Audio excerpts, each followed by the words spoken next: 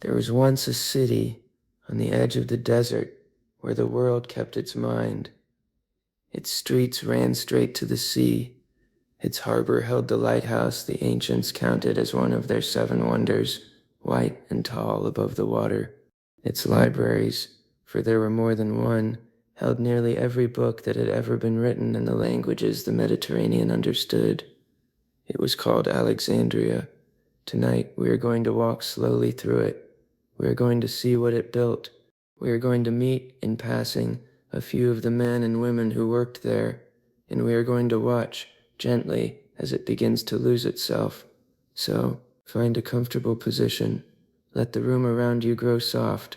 Let your shoulders drop. Let your jaw unclench. Let the day you have been carrying begin to set itself down. Let your breathing slow, and let the city of Alexandria come to you. We begin in the year 331 before the Common Era. Alexander the Great, a young Macedonian general who has spent the last 3 years conquering the world, has paused briefly on the coast of Egypt. He stands on a narrow strip of land between the sea and a wide salt lake. He calls for his architect, a man named Dinocrates. He sketches, in barley grain on the bare earth, the outline of a new city. The barley is eaten by birds before the day is out. His advisors take this as a good omen. The city, they say, will feed the world. Alexander leaves Egypt within months. He will never return. He will die 8 years later in Babylon, far away. But the city he sketched in barley grain will outlive him by more than 2,000 years. He never sees it built. The work falls to one of his generals, a steady, careful man named Ptolemy, who, when the empire is divided after Alexander's death, takes Egypt as his share. Ptolemy moves his capital from old Memphis on the Nile to the new city by the sea. He renames himself, in the Egyptian fashion, Pharaoh, and he begins, very deliberately, to make Alexandria what it will become. He widens the streets. He paves the central avenue, the Canopic Way, which runs 4 miles in a straight line from one gate to the other. He builds a palace district along the harbor, the Brucheion, where the royal court lives in white marble and cool gardens. He builds temples to the Egyptian gods of Memphis and to the Greek gods of his ancestors, and he builds something else, something the world has not quite seen before. He builds a school, and inside that school, a library. The school is called the Mouseion, the seat of the Muses, the goddesses of memory and inspiration. From that word, 2,000 years later, we will draw our word museum. The library has no formal name. The people of Alexandria just call it the library. It is the centerpiece of the Mouseion. It is intended to hold every book that has ever been written, in any language, on any subject. It is intended, in the modest manner of its founders, to contain the mind of the world, and, for a long time, it very nearly does. Ptolemy I, the careful general, appoints, as the first director of the library, an Athenian philosopher named Demetrius of Phalerum. Demetrius is given a task that has no precedent in the ancient world. He is told, collect everything. He sends agents abroad, to Athens, to buy the official copies of the plays of Aeschylus, of Sophocles, of Euripides, the very master scripts kept in the city's archive. And he pays a vast deposit for the loan. The agents return to Alexandria with the scripts. The deposit is forfeit. The scripts are not returned. The originals stay in Alexandria. Athens has sent back the copies, which the scribes of the Mouseion have prepared, carefully, on fresh papyrus. It is, by any modern standard, a theft, but the agents do not consider it theft. They consider it preservation. The same logic governs the harbor. Every ship that docks at Alexandria is searched, not for contraband, but for books. Any scroll found on board is taken to the Mouseion. The scribes there copy it. The copy is returned to the ship. The original goes to the library. The shelf label in the catalogue reads simply, from the ships. In the markets of Egypt, of Syria, of Asia Minor, agents are sent with money and instructions. They buy what they can. They commission what they cannot find. Translators are hired. The Septuagint, the Greek translation of the Hebrew scriptures, made by 70 scholars working in 70 small rooms, is produced under the patronage of the second Ptolemy, specifically because the library does not yet have a copy of the Jewish holy books, and the library wants one. By the middle of the second Ptolemy's reign, 100 years after the city's founding, the library holds, by one ancient estimate, 400,000 scrolls. By the time of the seventh Ptolemy, a century later still, the number is closer to 700,000. Picture it. Long galleries of cypress shelves, niches in the walls, each labeled, each holding rolls of papyrus tied with linen cord. Some scrolls in their original Greek, some in Demotic Egyptian, some in Aramaic, some in Hebrew, some in the cuneiform of Persia, some in the languages of India brought by traders. A scroll is fragile. It is read by being unrolled with the right hand and re-rolled with the left, the eye traveling slowly down a column at a time.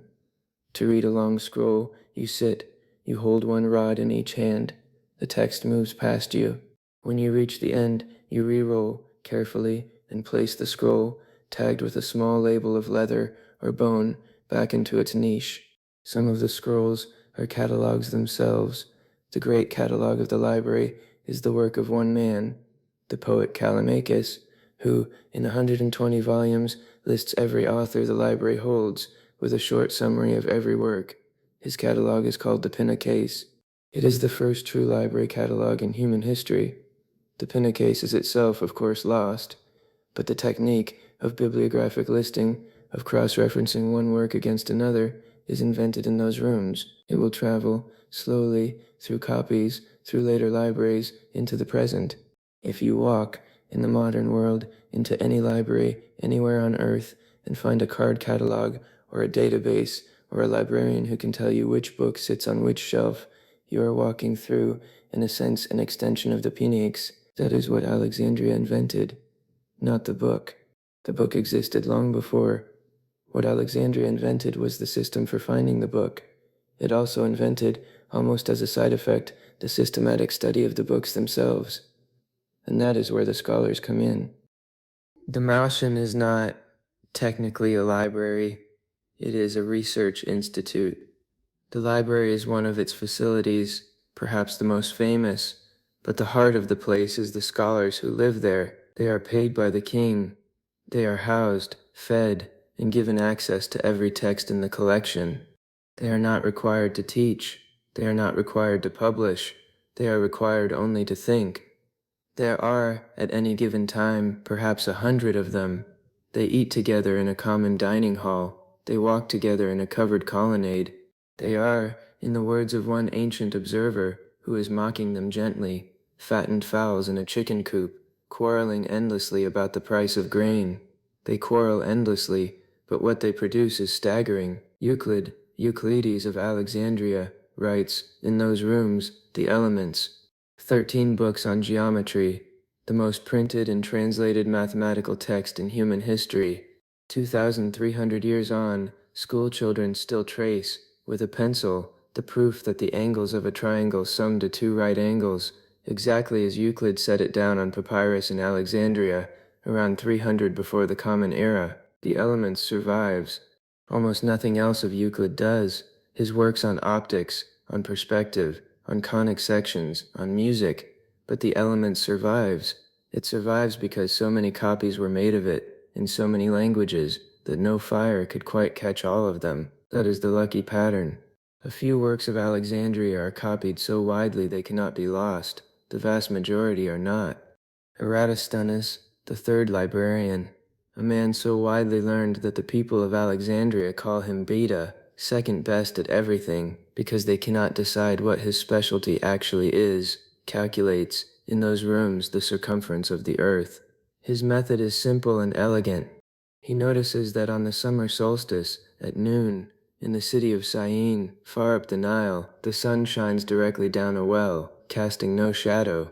In Alexandria, on the same day, at the same hour, an upright pole casts a shadow that measures 7.2 degrees from vertical. The distance between the two cities is known, 5,000 stades, measured by professional pacers who walk the Nile counting steps. If 7.2 degrees corresponds to 5,000 stades, then 360 degrees, a full circle, corresponds to 250,000 stades. The exact length of a stade is debated, but by any reasonable estimate, Eratosthenes' circumference of the earth is within 1 or 2% of the correct value. He calculates this in a city by the sea, with a stick, and a number from a well, 2,200 years before a satellite. His result is read, written down, copied. It is in time lost. The original treatise survives only in fragments quoted by later writers, but the calculation is preserved. It travels. Christopher Columbus, 1,500 years later, reads a copy of Eratosthenes and underestimates the size of the earth deliberately in order to make his voyage seem feasible. There are others. Hipparchus, who catalogues the stars, 1,248 of them, by magnitude, by position, building the first true star catalogue. His categories will be used until the 17th century. Aristarchus, who suggests 1,400 years before Copernicus that the Earth might travel around the Sun. He is, by his contemporaries, almost ignored. His treatise on the matter is lost.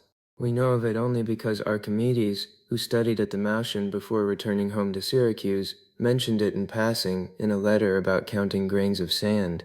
Hero of Alexandria, who builds the first steam engine, a small spinning ball of brass driven by jets of steam, as a toy, as an amusement at parties. They quarrel endlessly, and they think.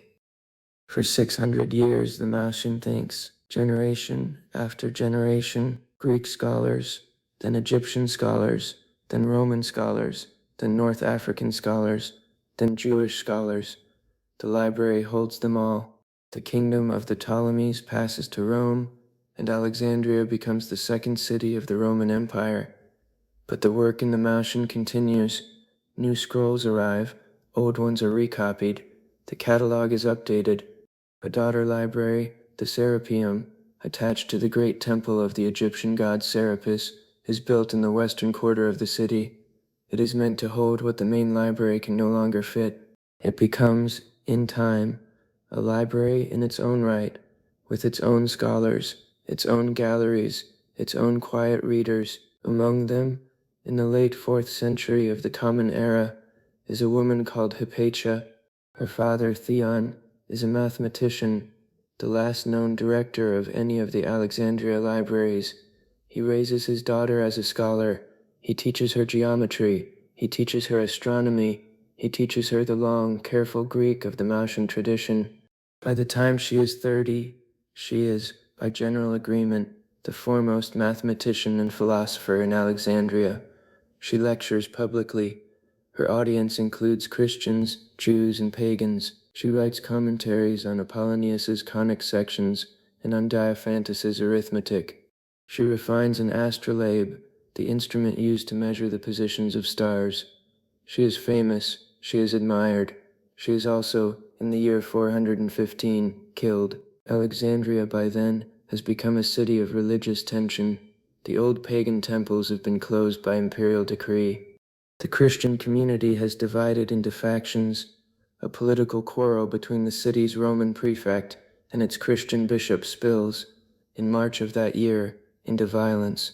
Hypatia, a known associate of the prefect, is pulled from her carriage on the way home from a lecture, dragged into a former temple, and killed. Her body is dismembered and burned in a piece of ground outside the city. The murder is recorded by ancient historians, both Christian and pagan, with sorrow. It is, by any measure, the end of something. It is not, however, quite the end of the library. Pieces of the Mouseion continue, in fragmentary form, for another century or two. The Serapeum has been destroyed earlier, in 391, closed by the decree of Theodosius, then ransacked. The main library has, by Hypatia's time, already lost most of what it held. Slowly, over centuries, through fire, through Roman seizure, through neglect, through copying onto cheaper materials that did not survive. But there is something tender to say here, before we move on. The library was not destroyed in a single night. There is no one fire that ended it. The story you may have heard, of Caesar burning it down accidentally during his pursuit of Pompey, or of the Caliph Omar ordering its scrolls used as fuel for the public baths. These are partly true, partly legend, and in either case only small parts of a much longer story. What happened to the Library of Alexandria is what happens to most libraries, given enough time. It was forgotten. A scroll, unread for a generation, develops a small tear. The scribe meant to recopy it gets old, the papyrus grows brittle, the roof leaks one winter. A particular work, say, the lost plays of Sophocles, or Aristarchus's treatise on the sun, is simply, gradually, no longer in any copy anyone can find. The Library of Alexandria did not die in a flash. It dimmed, that is the truth of it, and it is, in its own gentle way, sadder than any fire. The first major loss is in the year 48 before the Common Era. Julius Caesar, pursuing Pompey, finds himself trapped in the harbor at Alexandria. To prevent the Egyptian fleet from cutting off his escape, he orders the ships in the harbor set on fire. The fire spreads. Buildings on the dockside catch. Storehouses go up. Among them, a warehouse holding scrolls that have been brought down from the main library for shipping, perhaps 40,000 of them. Caesar himself, writing about the incident later, mentions only the burning of the ships. He does not mention the scrolls. We know about them from a passing comment by a later historian, Plutarch, who tells the story with regret. 40,000 scrolls is a great many. It is not, however, the bulk of the library. The bulk of the library is in the Mouseion, several streets away, and is unharmed. But it is a warning. For the next 400 years the library continues, but in a slow decline. The royal patronage that built it is gone. The Ptolemies are gone. The Roman emperors, who now rule Egypt, support the library when they remember it, and ignore it when they do not. Some emperors are generous. Caracalla, in the 3rd century, is the opposite. He comes to Alexandria, takes offense at the satirical writings of the local scholars, has many of them killed, and shuts down the Mouseion salaries for a time. Some of the scholars never return. The buildings begin to decay. The roof of the main library is patched, then patched again, then, in places not patched, scrolls in the wettest corners begin to fox, scrolls in the brightest corners begin to fade. The scribes who would have recopied them are fewer than they used to be. The Serapeum, the daughter library, attached to the Temple of Serapis, is closed by imperial decree in the year 391 of the Common Era. The temple is partially demolished. What happens to the scrolls inside is not recorded. Some are believed to have been moved to private hands, some are believed to have been destroyed. Some, certainly, were burned with the temple. After the murder of Hypatia in 415, the public life of scholarship in Alexandria effectively ends. The city continues. The harbor continues. The lighthouse continues to burn. But the institution that had been the library is no longer a working institution.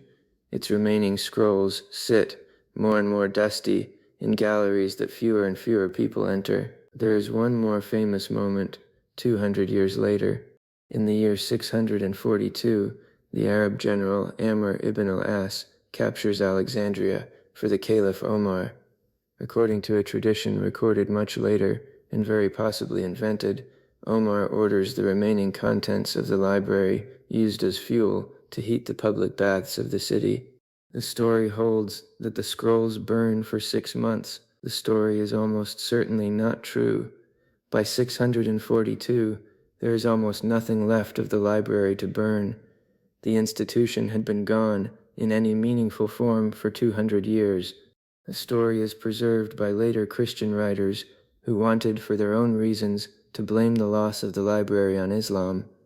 The library was, in fact, lost over 6 centuries by many hands for many reasons. What survived in copies. Copies that had been made by visiting scholars who returned home with them. Copies that had been sent abroad as gifts.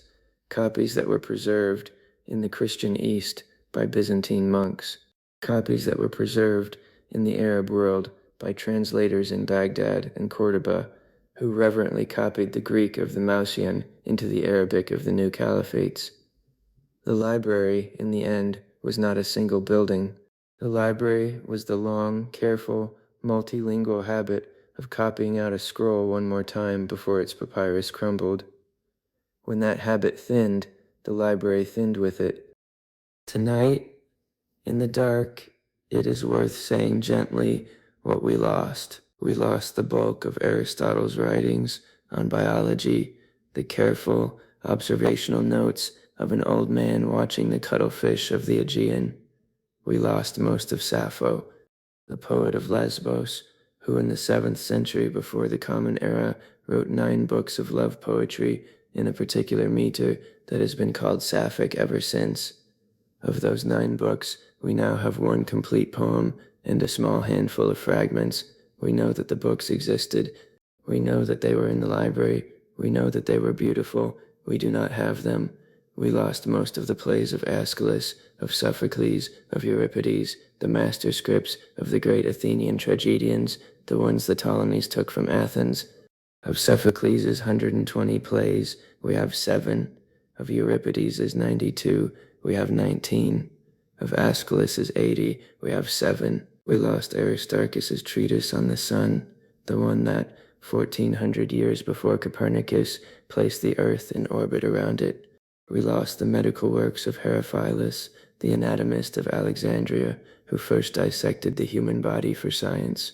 We lost the histories of Manetho, the Egyptian priest, who first compiled the dynasties of the pharaohs, the system of numbering by which Egyptologists still organize their work. Manetho's history of Egypt is mostly gone. The system survives because it was useful. What survives, in fact, tends to be the works that were useful.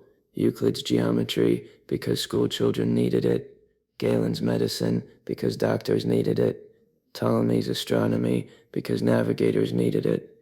The works of philosophy and history and poetry that nobody quite needed. In the day-to-day work of a later century, those are the works that thinned. The ancient world, in dimming, kept the things it could use and let the things it loved slip away. But tonight, in this room, it is worth also saying gently what we did keep. Every map of the world begins, in some sense, with Eratosthenes' measurement of its circumference. Every star catalogue rests on Hipparchus's 1248 stars. Every geometry textbook rests on Euclid. Every medical school in the world stands on a long, quiet line that runs back through Galen, through Herophilus, into the dissecting rooms of the Mouseion. The library, in the end, was not lost. It dimmed, but it did not vanish. It is still in your room. It is in the textbooks on your shelf, in the geometry your child learned at school, in the constellations you can still name when you look up at the sky on a clear night, in the alphabetical order of any list you write. It is in the very habit of copying out, of preserving, of refusing to let an old text die unread. The lighthouse is gone. It fell in earthquakes, slowly, over 3 centuries. The palace district is gone, sunken under the harbour, where modern divers occasionally find fragments, a colossal head, a sphinx, a marble column, lying on the seabed in the warm dark. The library is gone. Its galleries are gone. Its catalogue is gone. Even its exact location in the modern city of Alexandria is debated, but the habit it began, the habit of holding the mind of the world in a single place, of refusing to let any human knowledge die alone, that habit traveled to Baghdad, to Cordoba, to Constantinople, to monasteries in Ireland, and to madrasas in Persia, eventually to Florence, to Oxford, to the small village library nearest your own home. The library is in those places now. It is in this video, which is, in a quiet and modest way, just a long copy of one part of one shelf of the Pinakes. Tonight, the lighthouse of Alexandria is dark, the harbour is quiet, the galleries of cypress shelves are gone. But the habit they built, the habit of keeping, of copying, of caring whether a thing is remembered, is still alive. It is alive in any room where someone, before going to sleep, listens to the long, quiet story of where things came from. Sleep well.